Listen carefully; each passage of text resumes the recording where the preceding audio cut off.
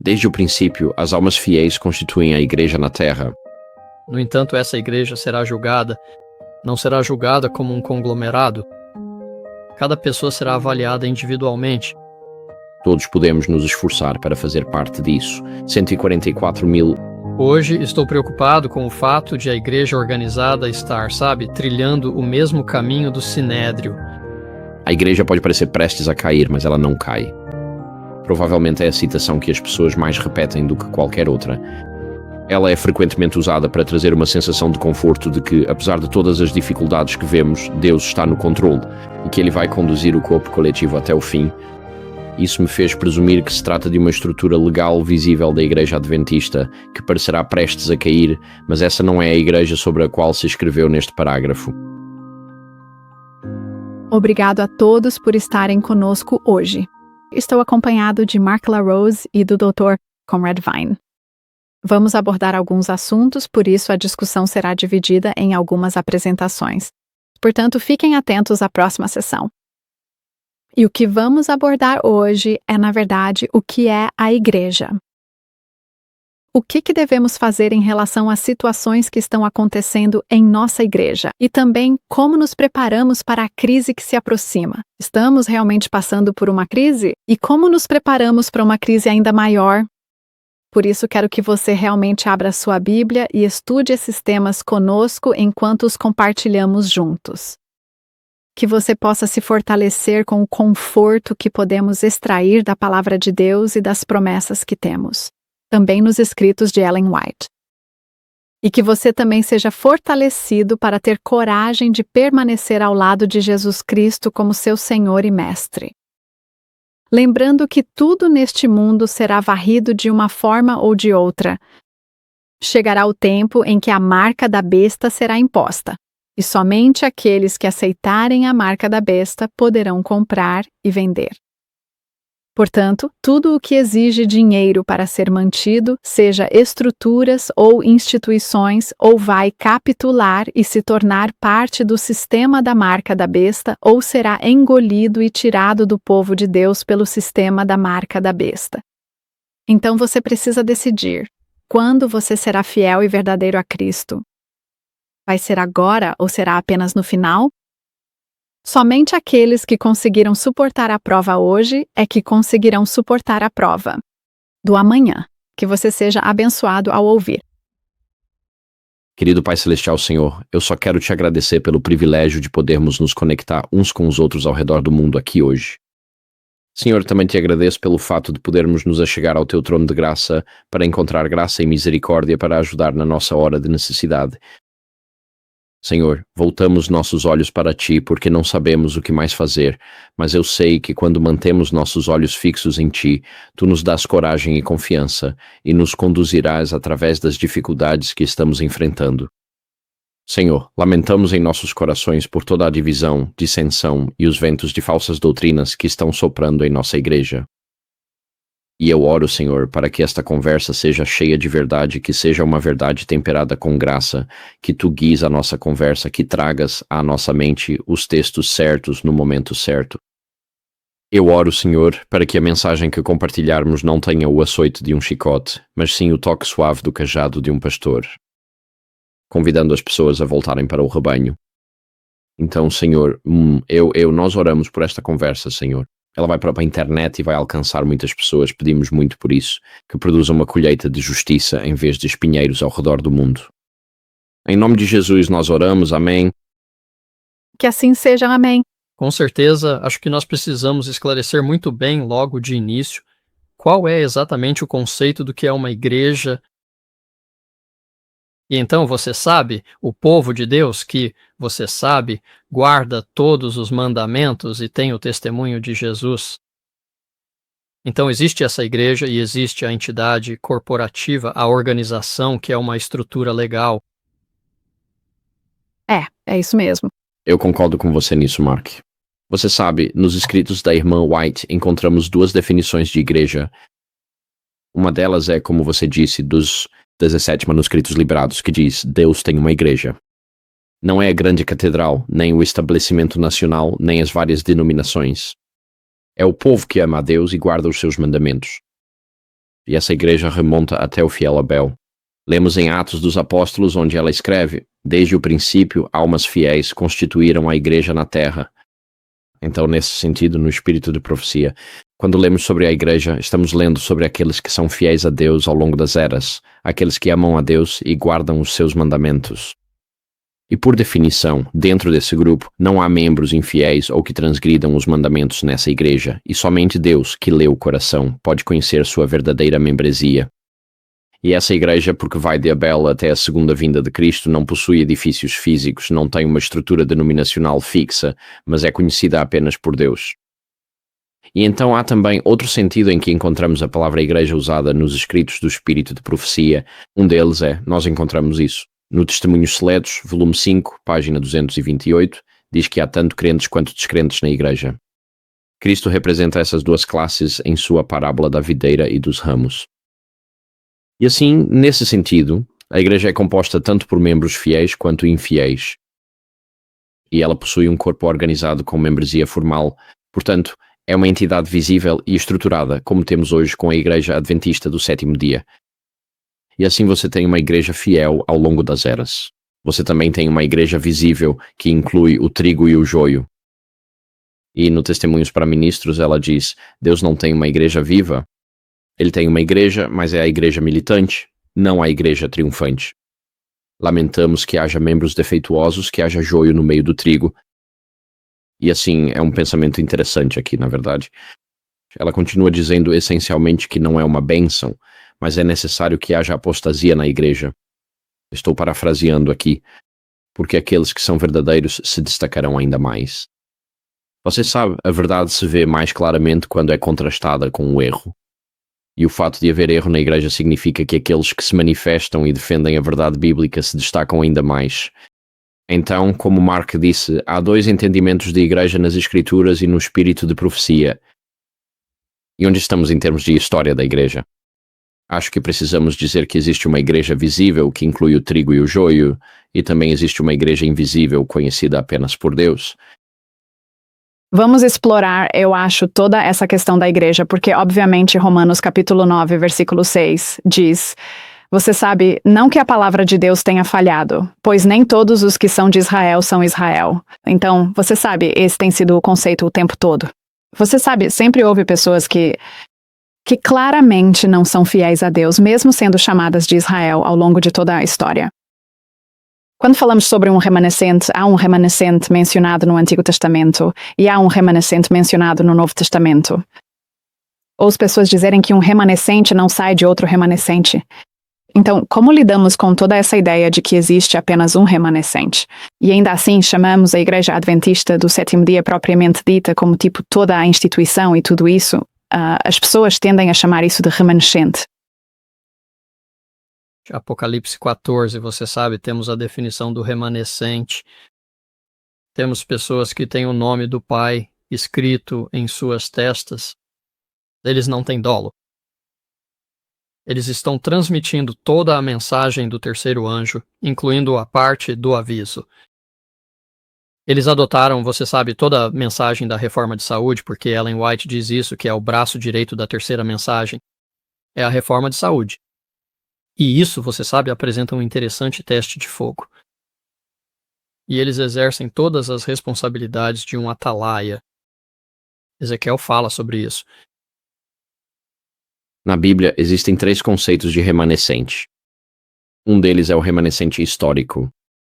Então, foi um remanescente que retornou do exílio babilônico depois que Ciro enviou os israelitas de volta para Israel. E esse é um remanescente histórico. E não diz se esse remanescente é moral ou espiritualmente bom ou ruim. É apenas um remanescente histórico. Outro exemplo seriam os 8 sobreviventes do dilúvio. Agora, esse era um remanescente histórico. E desses 8 sobreviventes, apenas um era justo, porque Gênesis 6 diz que somente Noé era justo em sua geração. Então, havia 7 ímpios e um justo dentro daquele barco. Então, você tem um remanescente histórico, mas também há um remanescente em cada geração que é fiel a Deus. Vemos isso em 1 Reis 19, onde Deus, ou o anjo do Senhor, diz a Elias: mas eu reservei para mim 7.000 que ainda não se curvaram, que não se ajoelharam diante de Baal. Então Elias não os via. mas eles estavam lá fora e Deus sabia quem eles eram. Portanto, em cada geração há um remanescente fiel naquele estágio da história da Terra. Mas então a Bíblia também fala sobre um remanescente do tempo do fim.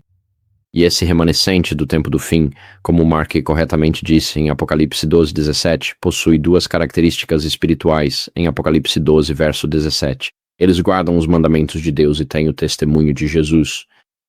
Mas Apocalipse, capítulo 14, nos primeiros 5 versículos, fala sobre os 144.000, aqueles que passam pela crise final. E não apenas eles não recebem a marca da besta em suas mãos ou testas, mas como ele disse em Apocalipse 14, havia apenas 1 ou 2. Eles têm o selo de Deus em suas testas, que é o nome do seu Pai realmente em suas testas, o que significa que seus caracteres refletem perfeitamente o do seu Pai Celestial. Então, há 3 conceitos de remanescentes que você encontra ao longo das Escrituras. Mas se pudermos voltar à sua pergunta original, porque é uma ótima pergunta, sabe? Nem todos são Israel em Romanos 9. É uma questão interessante porque, historicamente, os cristãos viam os judeus como o povo escolhido de Deus, e então depois, a partir de Estevão. E em Pentecostes, então, Deus tem o Israel espiritual. Então você tem o Israel étnico sendo o povo de Deus, depois você tem o Israel espiritual sendo o povo de Deus. E essa visão tem sido muito criticada, né? Algumas pessoas a chamam de teologia da substituição ou teologia sucessória. E há a política dos dias atuais, e o marxismo cultural entra nessas designações. Eu faria a pergunta, o que é de fato uma fé abraâmica? Porque Abraão é conhecido como o pai dos fiéis nas Escrituras. Então, o que diríamos aí é que em Romanos 9, de 6 a 8, que é a passagem a qual você está se referindo, Joana, está escrito, não é como se a palavra de Deus tivesse falhado. Pois nem todos os israelitas pertencem de fato a Israel, e nem todos os filhos de Abraão são seus verdadeiros descendentes, mas é por meio de Isaque que descendentes serão chamados para você. Então, o que isso significa é que não são os filhos da carne, que são filhos de Abraão, mas sim os filhos da promessa, porque Ismael não é mencionado aqui nesta lista. Ele era o filho da carne, mas são os filhos da promessa, aqueles que, independentemente da etnia, nascem de novo na promessa do Messias. E o apóstolo Paulo deixa muito claro que o Israel espiritual, que o verdadeiro Israel de Deus, não está limitado por quaisquer fronteiras étnicas ou geográficas. Ele vai para na passagem mais famosa, Gálatas 3, e lá ele diz, assim como Abraão creu em Deus, e isso lhe foi imputado como justiça, assim vocês veem, aqueles que creem são os descendentes de Abraão. E a Escritura, prevendo que Deus justificaria os gentios pela fé, anunciou de antemão o evangelho a Abraão, dizendo, todos os gentios serão abençoados em ti. Por essa razão, os que creem são abençoados com Abraão que creu. Então Paulo aqui afirma explicitamente que, quem são os verdadeiros descendentes espirituais de Abraão? Ele diz, cito, aqueles que creem são os descendentes de Abraão. E então você se pergunta, no que eles acreditam? Sabe, é como o George Michael cantando You Just Gotta Have Faith. Tem uma música muito famosa dos anos 80, provavelmente de antes do seu tempo, Irmã Joana. Mas nós tínhamos uma música nos anos 80 chamada You Gotta Have Faith, com o Mike. George Michael, acho que era esse o nome dele. E é importante que vocês, aqueles que creem, sejam a descendência de Abraão. O que isso significa? Bem, Paulo continua. No capítulo 2 de Gálatas, no versículo 16, ele diz, contudo, sabemos que uma pessoa não é justificada pelas obras da lei, mas pela fé em Jesus Cristo. E nós passamos a crer em Cristo Jesus para que pudéssemos ser justificados pela fé em Cristo. E não pelas obras da lei, porque ninguém será justificado pelas obras da lei. Então, no contexto imediato de Gálatas, qual é o sujeito ou objeto dessa fé? É em Jesus Cristo como nossa fonte de justificação, nossa fonte de santificação e salvação. E então ele continua dizendo em Gálatas 3,19, vamos encontrar aqui, ele diz, pela lei, eu morri para a lei, para que eu pudesse viver para Deus. Fui crucificado com Cristo, e já não sou eu quem vive, mas Cristo vive em mim. E a vida que agora vivo na carne, vivo-a pela fé no Filho de Deus, que me amou e se entregou por mim.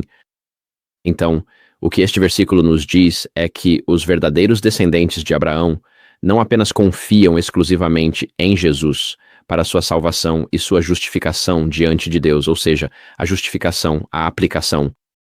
Mas Cristo vive neles, o que é a santificação. Eles entendem que ele viveu e morreu por eles em seu lugar, o que é a expiação substitutiva. E você entra nesse corpo de crentes através do batismo que está em Gálatas 3, versículos 27 a 28. Diz assim: todos vocês que foram batizados em Cristo revestiram-se de Cristo. Não há mais judeu nem grego, escravo nem livre, homem nem mulher, pois todos vocês são um em Cristo Jesus. Então, Paulo encerra esse capítulo dizendo o seguinte: e, se vocês pertencem a Cristo, então são descendência de Abraão, herdeiros segundo a promessa. Então, se dermos um passo atrás e perguntarmos, se você resumir tudo isso, o que é uma fé abraâmica? E algumas pessoas dizem que é o Islã, né, o judaísmo e o cristianismo, mas se você olhar para as escrituras, o Islã e o judaísmo não podem ser considerados fés abraâmicas, porque eles rejeitaram o evangelho de Jesus Cristo, e o judaísmo rejeitou a pessoa de Jesus de Nazaré como o Messias de Deus, e o Islã, embora normalmente aceite Jesus de Nazaré como o Messias, rejeitou sua divindade, sua morte, ascensão e ressurreição.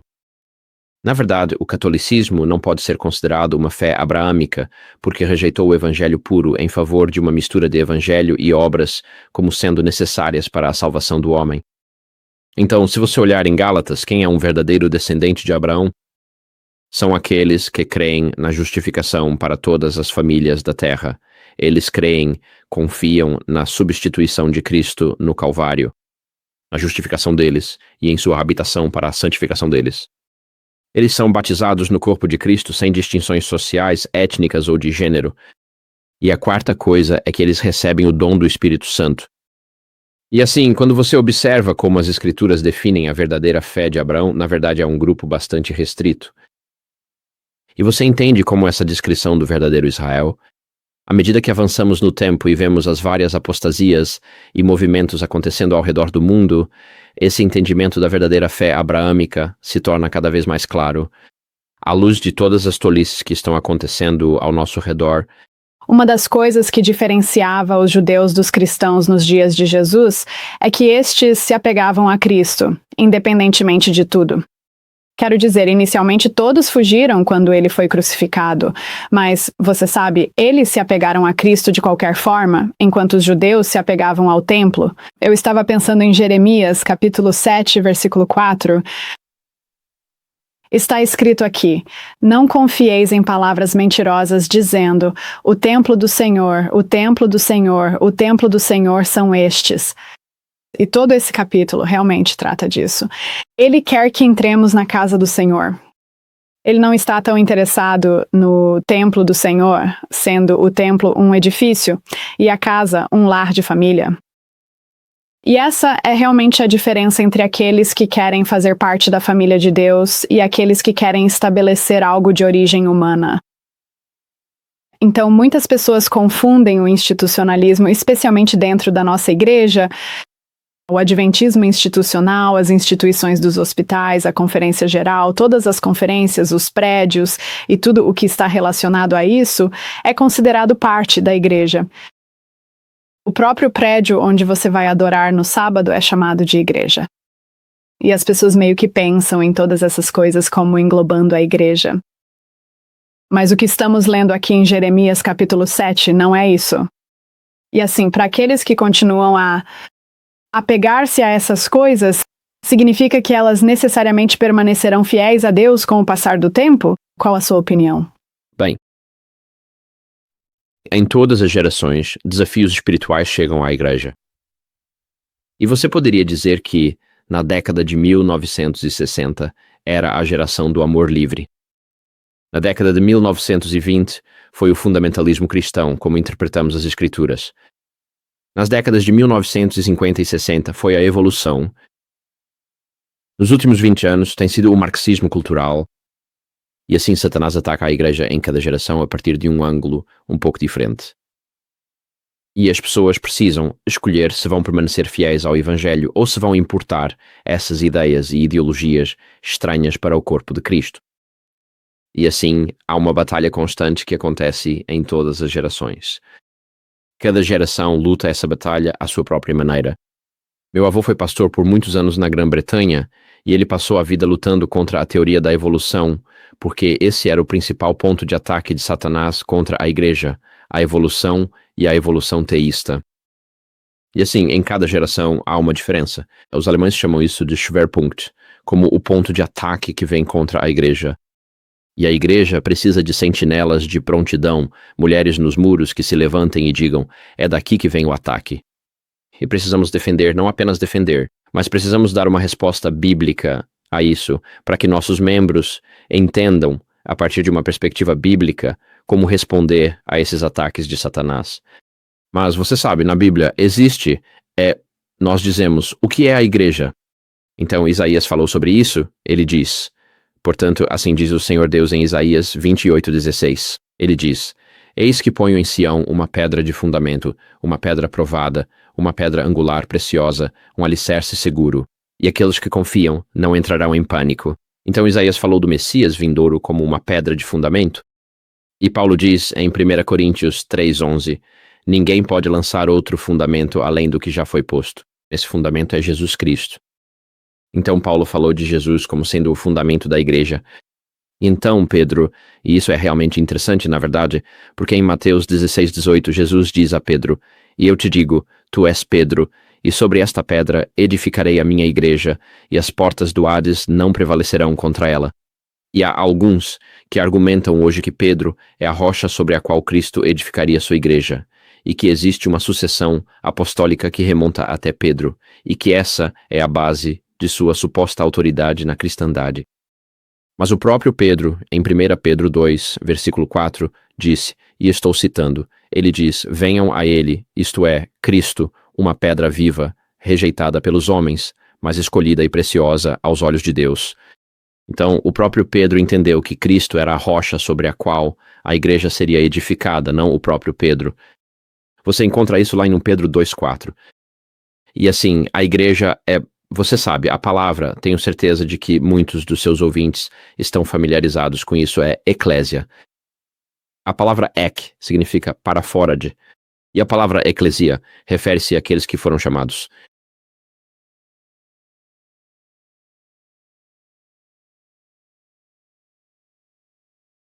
E então, o que acontecia nas antigas cidades-estado gregas como Atenas, Esparta e Corinto era que, quando eles queriam tomar uma decisão, todos os homens livres eram chamados para fora da cidade, para o campo em frente à cidade. Eles discutiam, debatiam e votavam sobre uma decisão, depois voltavam para a cidade para implementar essa decisão. O restante da população da cidade, que era composta principalmente por estrangeiros, escravos, mulheres e crianças, e essa palavra eclésia é a palavra que Jesus usa em Mateus 16, e sobre esta pedra edificarei minha eclésia. Era um termo muito comum na época.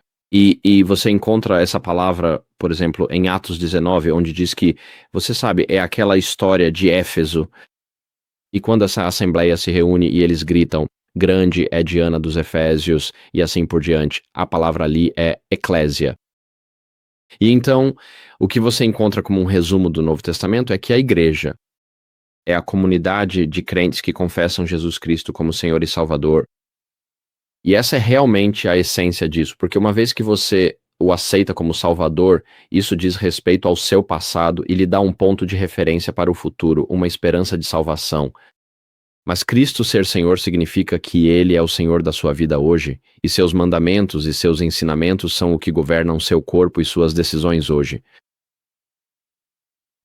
O Novo Testamento apresenta várias imagens para a igreja. A igreja é um corpo. Em 1 Coríntios 12, a igreja é um templo. Você vê isso em Efésios 2, 1 Pedro 2, 1 Coríntios 3 e 1 Coríntios 6. E a igreja é uma noiva. Você vê isso em 2 Coríntios 11, Efésios 5 e Jeremias 3. E assim existem essas três imagens da igreja, como noiva, como templo e como corpo. Cada uma delas é uma figura de linguagem diferente para verdades distintas que Deus quer compartilhar conosco. Então, a igreja é realmente uma entidade espiritual, irmã Joana, não é uma entidade legal. E como já dissemos antes, ela remonta até Abel. E continuará até, você sabe, quando chegarmos ao céu, que os 144 mil e a multidão incontável serão a igreja de Deus ou a congregação de Deus. que são chamados para fora deste mundo, que estão livres da escravidão do pecado, agora são livres no Evangelho. E eles compartilham essencialmente a igualdade diante de Deus. E assim, quando John Wycliffe traduziu a Bíblia para o inglês a partir da Vulgata, nos anos 1300, ao traduzir Mateus 16, ele disse: "E sobre esta rocha edificarei minha congregação."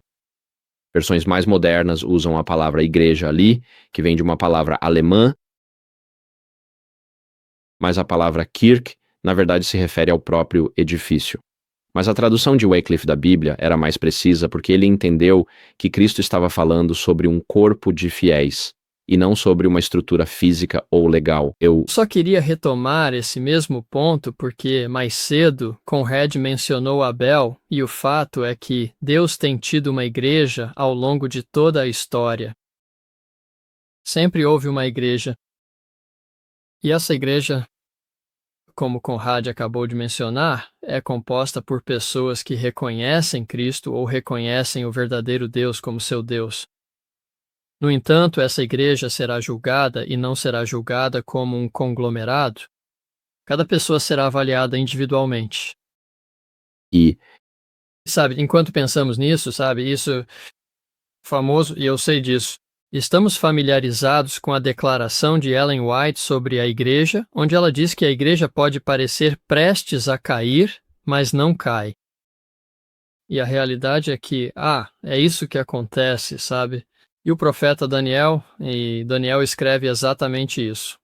O poder do povo que é santo será totalmente quebrado. E então esse mesmo povo santo terá que passar a depender inteiramente apenas de Jesus Cristo e também de sua infinita justiça divina.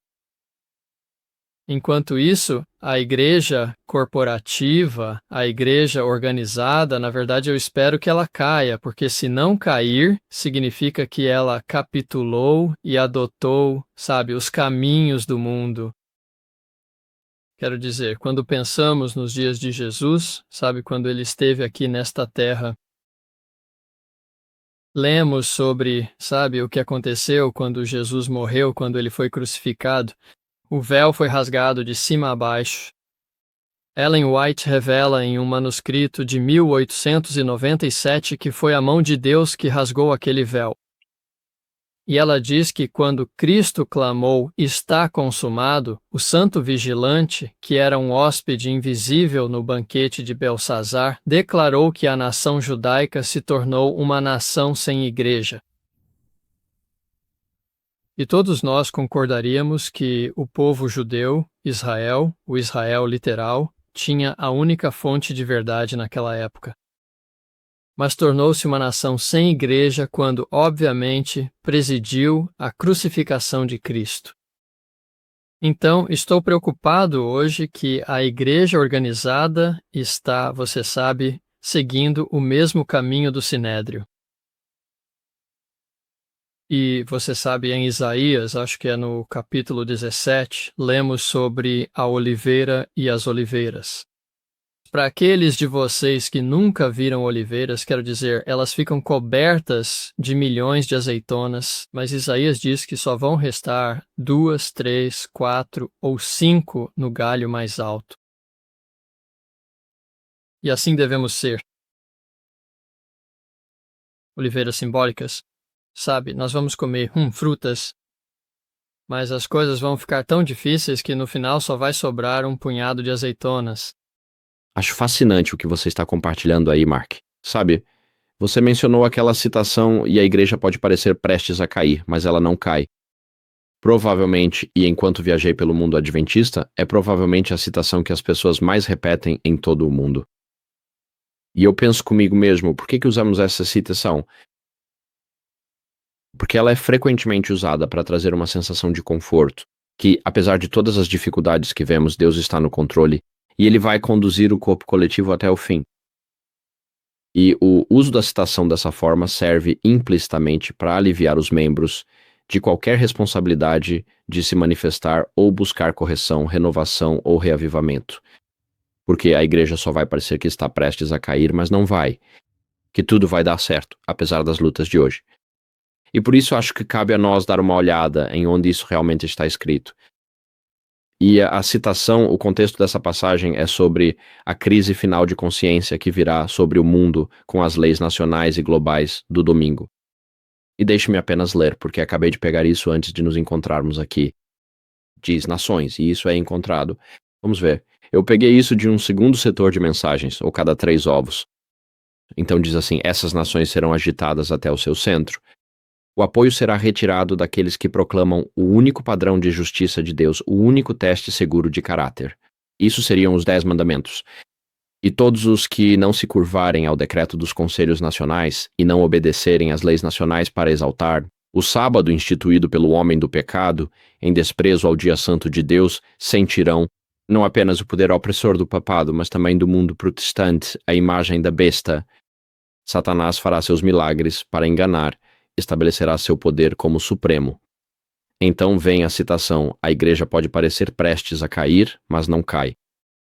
Ela permanece enquanto os pecadores em Sião serão peneirados à palha separada do precioso trigo. Este é um teste terrível, mas mesmo assim precisa acontecer. Somente aqueles que têm vencido pelo sangue do Cordeiro e pela palavra do seu testemunho serão encontrados entre os leais e verdadeiros, sem mancha ou mácula do pecado, sem engano em suas bocas. Devemos nos despir da nossa justiça própria e alcançar a justiça de Cristo. E assim, a igreja nesta citação aqui, que pode parecer prestes a cair, é um remanescente que está presente. No momento da imposição das leis dominicais e da coerção da adoração, o sinal da besta. Muitas pessoas assumem essa passagem, essa citação, de que a igreja parecerá prestes a cair, mas não cairá, pode ser presumida. Essa é uma estrutura legal visível da igreja adventista, que parecerá estar prestes a cair, mas essa não é a igreja sobre a qual se fala neste parágrafo. E a igreja mencionada neste parágrafo é um verdadeiro remanescente que não pode ser identificado até a imposição das leis dominicais, porque nesta passagem, essa igreja que aparece, o remanescente, só se manifesta quando o que ela chama de processo de provação vem sobre eles. Portanto, essa igreja, neste parágrafo, é um corpo identificável de crentes que constitui um remanescente do movimento denominacional mais amplo que a precedeu. E elas se tornarão evidentes quando a coerção nacional e global da consciência, por meio das leis globais dominicais, entrar em vigor. Então, eu acho que a boa notícia nesta profecia é que, quero dizer, esta profecia espelha exatamente Apocalipse 14, 1 a 5, os 144.000. Você poderia dizer, essa é a igreja que não vai cair aqui. E a boa notícia é que podemos nos esforçar para fazer parte disso. Ela continua dizendo isso em outro lugar, que devemos nos esforçar para fazer parte dos 144.000, o que significa que a salvação e a fé inabalável em Deus na crise final não estão fora do alcance de ninguém, que podemos nos esforçar para fazer parte desse grupo. E eu quero fazer parte desse grupo porque quero estar vivo quando Jesus vier nas nuvens do céu. Quero olhar para cima e ver os céus se rasgando, o sol, a lua e as estrelas saindo de seus lugares e a terra se desfazendo. Em Michigan, a gente até poderia usar um pouco de aquecimento global, mas você sabe, Pedro nos diz que os elementos serão derretidos. Bem, os elementos vão se derreter. Então eu quero estar lá para isso, mas para estar lá para isso, eu preciso passar pela crise final, viver através da crise final. Eu preciso ser um dos 144.000. E nós somos. Todos nós podemos nos esforçar para fazer parte desses 144.000. Então isso não é, quando ela fala que a igreja parecerá prestes a cair, mas não vai. Isso para mim é um convite para um relacionamento mais profundo com Deus. É um convite para repriorizar a minha vida, para buscar primeiro a Ti, o Seu reino e a Sua justiça. Todas essas outras coisas vos serão acrescentadas.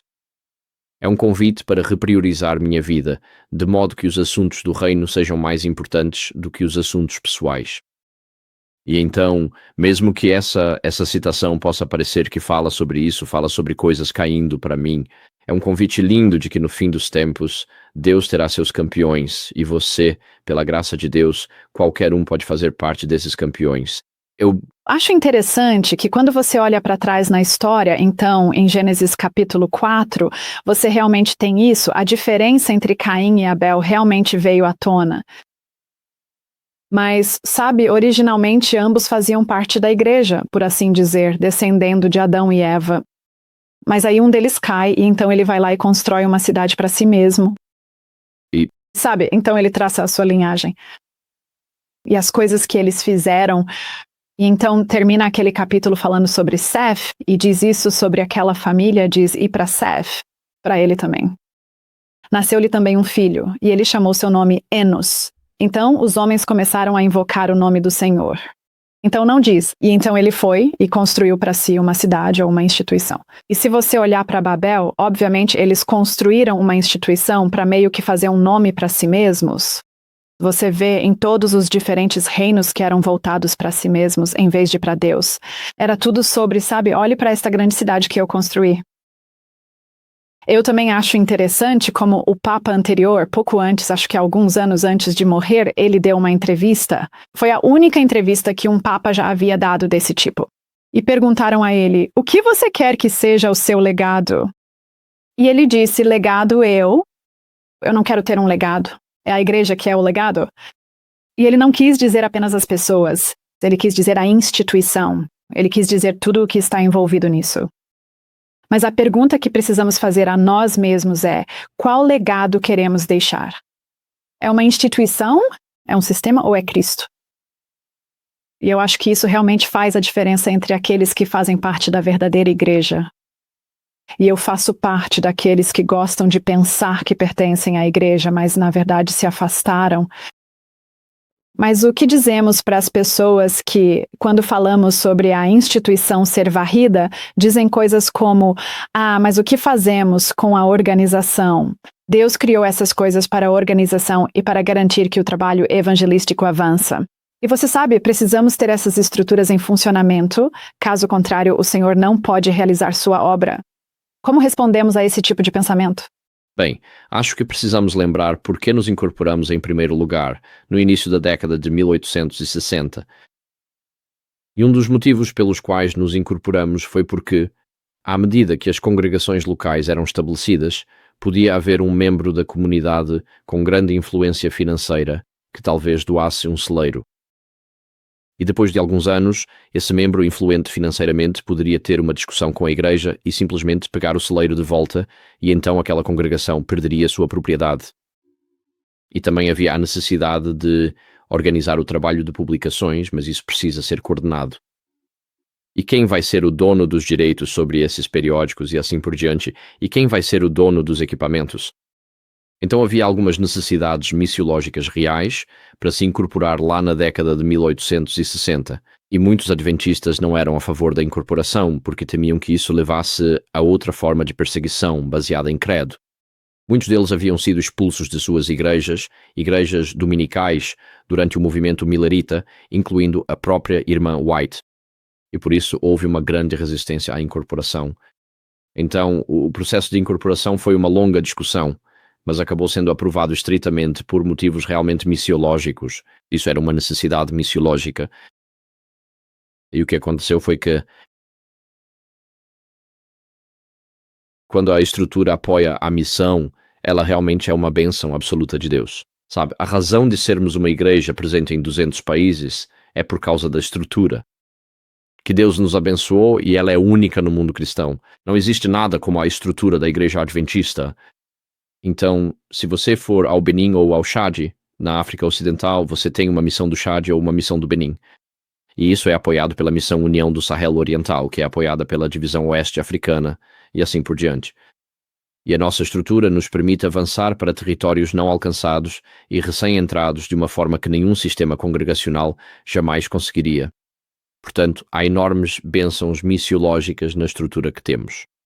O problema é que houve um pastor que pregou um sermão sobre isso recentemente, chamado Drene o Pântano. Talvez alguns de vocês tenham visto isso na internet. Ele era um pastor afro-americano, acho que ele está no Texas. E ele diz que quando a água está fluindo, ela traz vida e é pura. Mas quando a água para de fluir, quando não há saída para a água, então a água parada se transforma em um pântano. E então, enquanto a estrutura for movida pela missão, e enquanto o propósito da estrutura e as decisões da estrutura forem sempre calculados, para beneficiar não membros, para trazer o maior número possível de pessoas para o movimento, então você terá um fluxo de vida. Mas no momento em que a estrutura se torna meio estagnada e autossatisfeita, e a burocracia assume o controle, ela se transforma em um pântano. A melhor maneira de drenar o pântano é focar, é se engajar novamente na missão, porque é aí que você vê o Espírito Santo agindo mais do que em qualquer outro momento. Então, em nossa igreja, quando temos alguns países, digamos como os Estados Unidos, como a Grã-Bretanha e como o Canadá, e como a Austrália, onde o crescimento da igreja é relativamente muito lento, mas a estrutura é muito estabelecida, tende a passar do estado de fluxo para o estado de pântano estagnado. A estrutura existe simplesmente porque a água não está fluindo. E o foco muda de salvar almas para preservar o sistema, e quando o foco está em preservar o sistema, e você tem um departamento de vida familiar no nível da associação, no nível da união, no nível da divisão e no nível da associação geral. E cada vez mais esses departamentos estão. O principal foco deles é defender a própria existência, o trabalho deles é defender a sua existência. E as pessoas começam a questionar, tipo, por que precisamos de toda essa multiplicação de funções-chave em 4 níveis diferentes? Quando você começa a ver a multiplicação de funções e a estagnação do crescimento. E as intensas disputas sobre a alocação do dízimo, que na verdade não é a 29ª crença fundamental na igreja Amish, é que a primeira crença fundamental é que a alocação do dízimo é absolutamente sagrada. Então você percebe que está caminhando para a estagnação. E havia um professor em Andrews que fez um estudo há alguns anos sobre agências missionárias e a igreja estabelecida.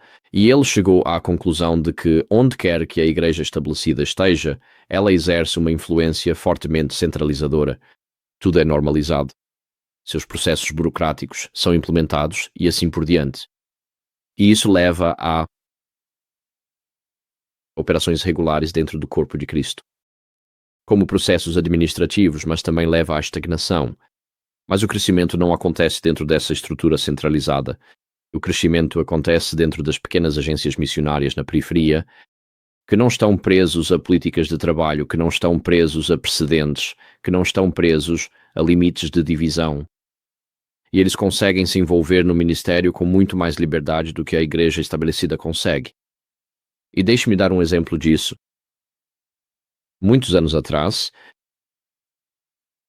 havia uma divisão, e eu era o presidente da AFM, e havia uma divisão que tinha um grupo étnico dentro do seu território.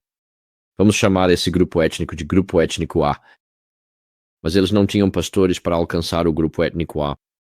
Mas logo após uma ponte, a cerca de 5 quilómetros dali, havia outra divisão, porque aquela ponte era a linha divisória entre duas divisões.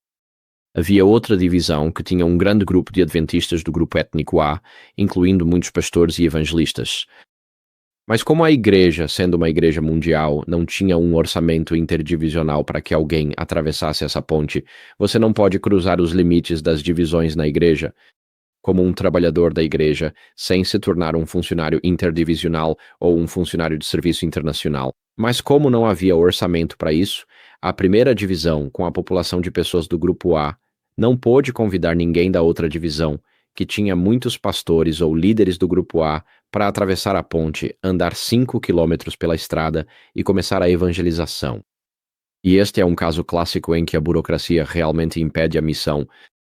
Então, o que concordamos com ambos os grupos de líderes divisionais foi o seguinte: bem, nós da AFM não estamos tão presos a essas fronteiras divisionais. Não estamos presos ao manual de políticas de trabalho. Então vamos simplesmente empregar os pastores e evangelistas do Grupo A na segunda divisão e vamos empregá-los para atravessar a ponte e trabalhar entre as pessoas da primeira divisão. E foi assim que o problema foi resolvido. E esse é um ótimo exemplo de onde pequenas pessoas ou pequenos grupos missionários ou pequenos ministérios são muito mais ágeis. Eles não estão presos à burocracia e realmente conseguem realizar muito trabalho.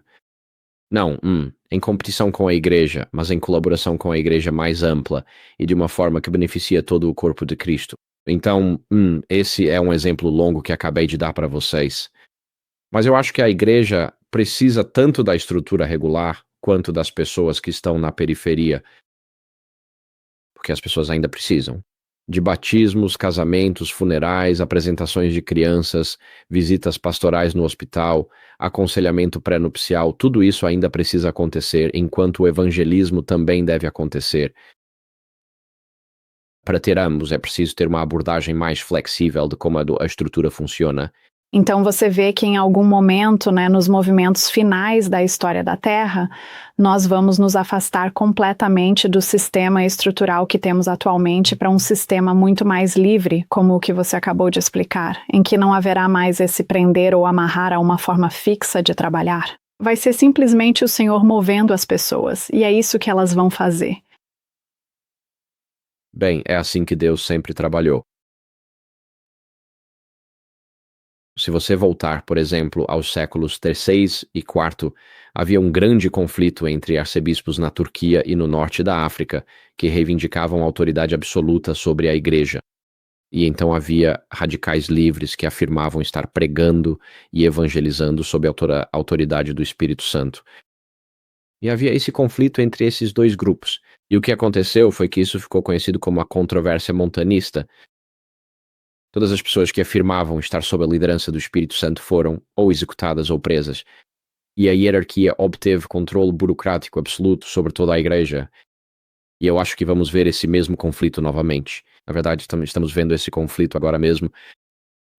E eu acho que na crise final, especialmente quando a marca da besta for imposta, se levarmos a sério o entendimento de Apocalipse 13 e lermos no livro O Grande Conflito, a Associação de Michigan não estará processando folha de pagamento no dia em que Jesus voltar. Se estiverem, estarão em apostasia. Porque você só pode comprar ou vender se tiver recebido a marca da besta. Então, o que isso nos diz é que antes do fechamento da porta da graça, antes do tempo de angústia de Jacó e antes das 7 últimas pragas caírem, porque antes disso é quando as leis dominicais e a marca da besta são impostas para o fechamento da porta da graça, o evangelho será proclamado com grande clamor. Através de pessoas que podem ou não estar necessariamente ligadas à igreja oficial, pode-se dizer como funcionários, evangelistas ou pastores. Mas eu não tenho nenhuma confiança de que a igreja oficial não irá. Bem, ela será ou fechada porque não aceitará a marca da besta, ou estará em apostasia porque continuará funcionando com a marca da besta. E isso significa que a obra do evangelho no tempo do fim avançará por meio de pessoas que não são oficialmente funcionários durante a crise final. Porque não há outro lugar para elas estarem. Eu espero que minha resposta esteja clara quanto a isso. Acho que o Mark acabou de mencionar isso há alguns minutos, falando sobre a crise da marca da besta e o que vai restar naquele tempo. Mas eu acho que precisamos estar preparados agora, precisamos agir agora e estruturar nosso ministério agora, antecipando essa crise da marca da besta. Porque isso vai pegar a maioria das pessoas na terra de surpresa de forma avassaladora. E assim como aconteceu com a Covid, as pessoas ficaram meio perdidas. Elas estavam esperando que alguém lhes desse direção, mas eu acho importante que agora aprendamos as lições das igrejas perseguidas do passado e comecemos a estruturar nosso evangelismo desde já, de uma forma que não dependa do apoio e da proteção de uma grande entidade legal. Sim, eu só acrescentaria que aqui nos Estados Unidos tivemos uma mudança de administração há pouco menos de 11 meses. E a mudança radical que aconteceu na sociedade dos Estados Unidos nos últimos 11 meses é extraordinária. Na verdade, isso afetou todas as partes do globo. A organização vai sobreviver? Como o Conrad disse, sabe, eu oro para que não sobreviva, como mencionei antes, porque isso significa apostasia. Acho interessante que Ellen White faz questão de destacar o quanto a palavra impressa será importante no fim. E nós vivemos você sabe, nesta era eletrônica. Quero dizer, estamos aqui hoje, sabe, em diferentes partes do mundo, todos conversando juntos. Consigo imaginar um tempo em que tudo isso será varrido. E nos foi dito que os eventos finais serão excepcionalmente rápidos. E Deus vai chamar a atenção de cada pessoa na Terra. E todos terão que tomar uma decisão sobre a quem irão servir, a quem irão adorar. Conrad expôs muito bem o propósito da organização, e ela tem sido extraordinariamente bem-sucedida. Mas o outro lado dessa moeda, infelizmente, é que quando o sucesso ocorre dentro das organizações, e eu, na minha carreira, trabalhei na administração hospitalar, você quer conformidade, busca unidade. Quando você busca alcançar uma integração, isso inevitavelmente conduz à definição de políticas e ao estabelecimento de, como bem sabemos, protocolos muito bem definidos. Cada um desses elementos, em algum momento da vida, acaba interferindo de forma direta na nossa própria consciência individual. E eu realmente acho que é exatamente isso que estamos enfrentando e lidando no dia de hoje.